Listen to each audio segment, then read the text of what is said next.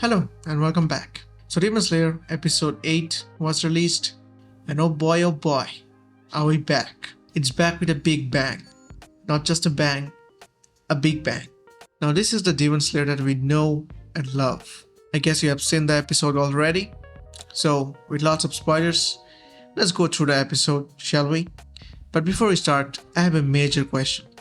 So if we look here in IMDb, it says we have 11 episodes in season 4. I'm really confused. So if you know how many episodes there will be in this season, comment down below because I'm really confused. If we really have 11 episodes, that would be amazing. Alright, let's start. So we start off by Chantaro, Zenitsu's chick. The first chick is Nezuko, of course, but the second chick is Chantaro. I hope I'm pronouncing the name correctly. Most probably not, but whatever.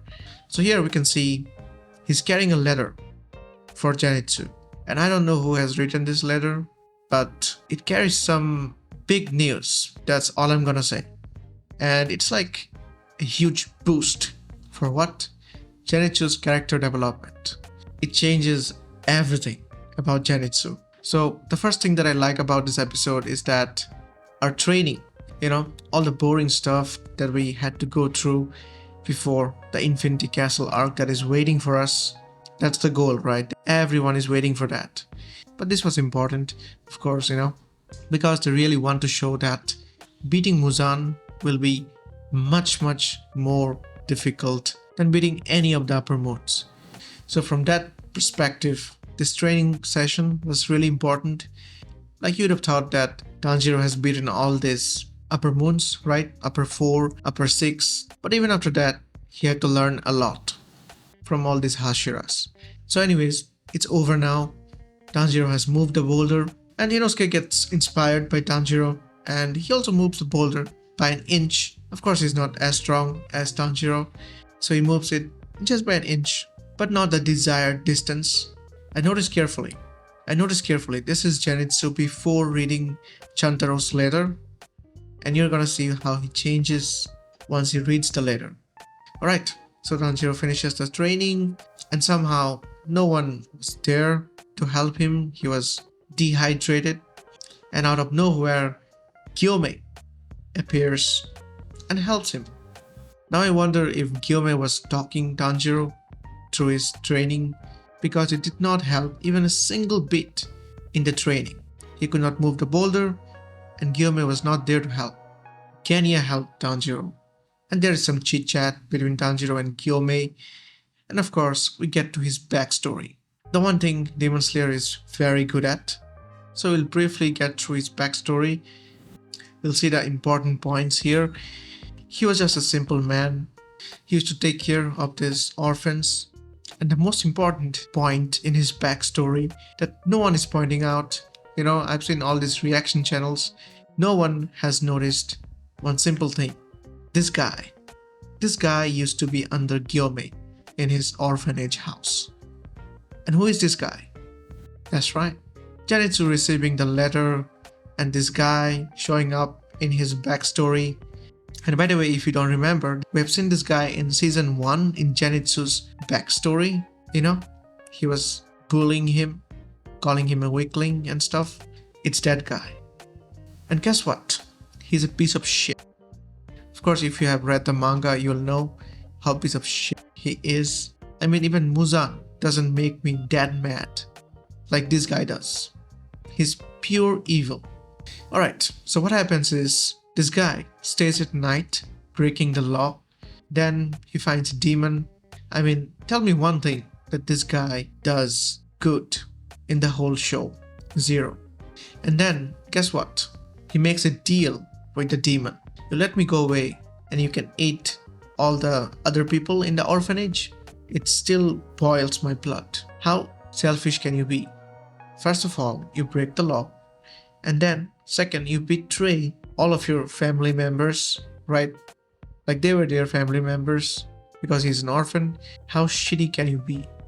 If I was Gyome, I would find him and kill him the moment I was done with the demon. And then he becomes a Hashira after the sad backstory.